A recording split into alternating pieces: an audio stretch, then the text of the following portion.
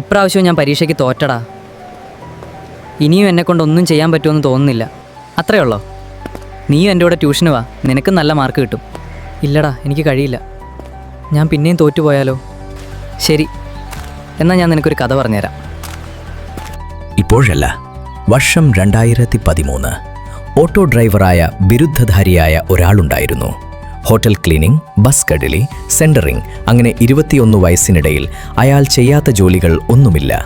അയാളുടെ വലിയൊരു സ്വപ്നമായിരുന്നു ഒരുപാട് കുട്ടികൾ പഠിക്കുന്ന ഒരു സ്ഥാപനം നടത്തണം. കഷ്ടത അനുഭവിക്കുന്ന കുട്ടികളെ ഫ്രീ ആയി പഠിപ്പിക്കണം എന്നത്.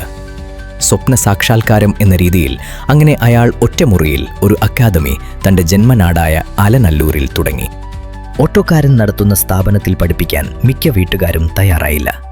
കുട്ടികളെ വിടുമോ എന്ന് നേരിട്ട് ചെന്ന് ചോദിച്ച ഭൂരിപക്ഷം വീടുകളിൽ നിന്നും കളിയാക്കൽ മാത്രമായി. അങ്ങനെ എങ്ങനെയൊക്കെയോ ഒരാറ് കുട്ടികളെ സംഘടിപ്പിച്ചു. രാത്രി ക്ലാസും സ്പെഷ്യൽ കെയറിങ്ങുമൊക്കെ നൽകുന്ന ഒരു സെൻറ്റർ. ടീച്ചേഴ്സിന് ശമ്പളം കൊടുക്കാനായി അയാൾ തൻ്റെ ഉപജീവനമാർഗമായ ഓട്ടോ വിറ്റും ഗാനമേള വേദികളിൽ പാട്ടുപാടിയും പണം കണ്ടെത്തി. ആത്മാർത്ഥതയും അർപ്പണബോധവും കൊണ്ട് അയാൾ ആദ്യ വർഷത്തെ ബാച്ചിനെ 100% വിജയത്തിലേക്കെത്തിച്ചു.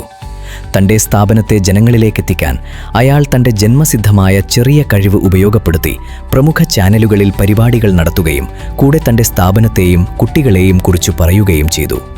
അങ്ങനെ ആ സ്ഥാപനത്തെയും അയാളെയും അലനല്ലൂരിൽ എല്ലാവരും അറിഞ്ഞു തുടങ്ങി. ഇന്ന് 6 കുട്ടികളുള്ള ഒറ്റമുറി ക്ലാസ്സിൽ നിന്ന് സുഹൃത്തുക്കളായ അധ്യാപകരുടെ പിന്തുണയോടെ 13 മുറികളിൽ 600-നടുത്ത് കുട്ടികൾ പഠിക്കുന്ന സ്ഥാപനമായി ഡീൽ അക്കാദമി മാറി.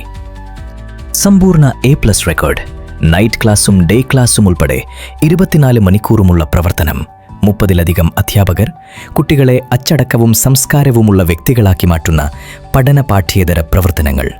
അങ്ങനെ വളർന്നു വന്ന ഏലനല്ലൂരിൻ്റെ സ്വന്തം ഡീൽ അക്കാദമി. വന്ന വഴികളിലുണ്ടായ പ്രയാസങ്ങൾ മറക്കാതിരിക്കാൻ പാവപ്പെട്ട കുട്ടികളെ സൗജന്യമായി പഠിപ്പിച്ചും ജീവകാരുണ്യ പ്രവർത്തനങ്ങളിൽ ഇടപെടലുകൾ നടത്തിയും അയാൾ മുന്നോട്ടു പോയി. ആരാണ് അയാൾ? നിന്റെ പേടി മാറ്റി മക്കളെപ്പോലെ സംരക്ഷിച്ച് നിർത്തി പഠിപ്പിക്കാൻ കഴിയുന്ന ഒരാൾ. ഞാൻ പഠിക്കുന്ന ഡീൽ അക്കാദമിയുടെ ഡയറക്ടർ.